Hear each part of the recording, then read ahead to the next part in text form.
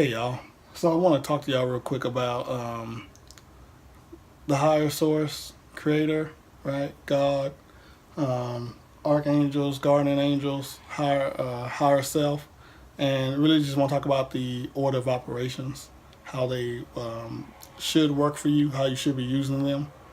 So the main thing I want to talk about is usually when we uh, pray or when we call on right someone, we usually go straight to the top, right? We call on God, I need you, right, for this, or pray for me, calling on the higher source, whether it's we say the Most High or we say um, a higher power, we say the Creator, right? We go straight to the top. So I want to use this analogy to kind of help it make sense. Let's say I'm the Creator, and I created archangels or rishas, depending on the spiritual system you use. Guardian angels, which when your ancestors they pass, they may become your guardian angels until they recycle back into the soul cycle, reincarnate on Earth. And then you have your higher self, which is you, the person who lives, life after life after life, and then you come down and be born in the flesh. Remember the God Jesus concept I talked about before. So when you make requests to do certain things, I believe it's really important that we understand who to call on for what.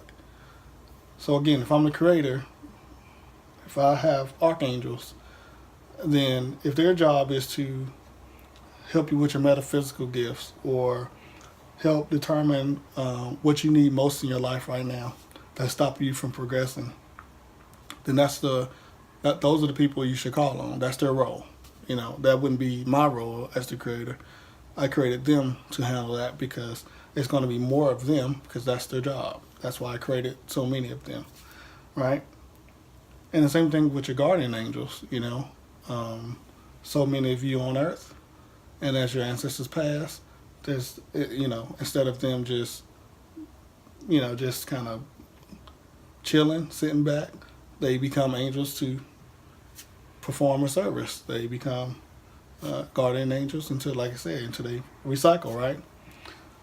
So when you ask for protection, when we ask for the higher power to protect us, we should ask for our guardian angels to protect us because that's their job. And a lot of times when I'm doing a reading, I'll ask if that person has a guardian angel, and I get a no.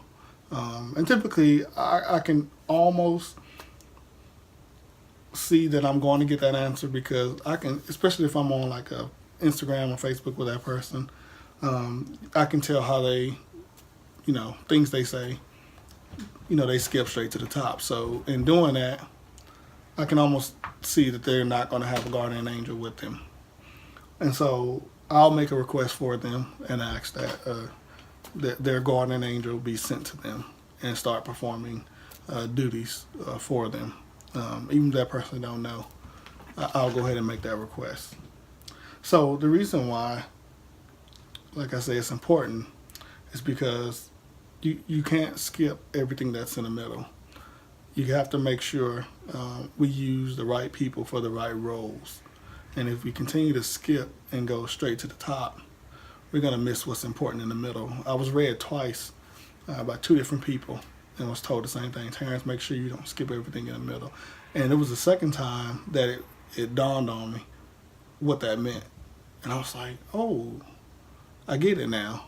I'm missing the angel in the middle. That's who I'm missing. And so your higher self is going to be the person, again, who lived every lifetime, right? Every lifetime for you. And this is the person who's guiding you. Your higher self is the one that's taking you through life. When I talk to myself, kids say you talk to yourself all the time. I do.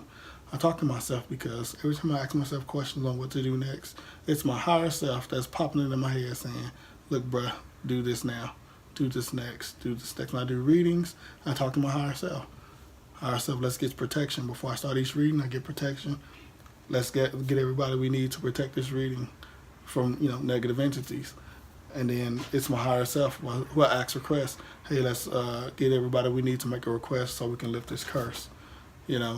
Let's provide this healing from higher self to the other person's higher self. So they jointly work together and provide that healing to reduce that pain, right? So the higher self is very, very important. That's the person you probably should be working with more than anybody, because the higher self is you. These cats running around. So think about it like this. The higher self knows you better than anyone because it is you, right? And it don't mean higher self as in high in the sky. Higher self is actually within you, right? It's within you, seeing through your eyes, right? The higher self holds a lot of knowledge of things you've done in your past lives.